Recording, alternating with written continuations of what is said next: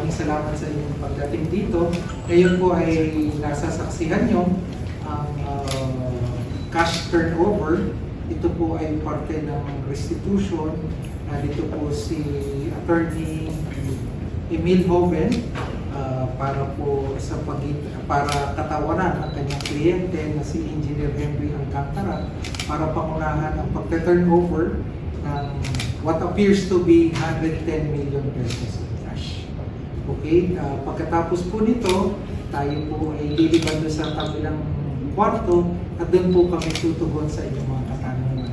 Pagkatapos din po nito, gagampanan na naman po ng Bureau of Treasury kasama po ang mga kapatid natin sa Land Bank para po i-validate yung cash cap itong halaga na nasa akin. Okay, so ito po mangyayari ngayong hapon na po. Kanina po galing, sir? Uy, sabi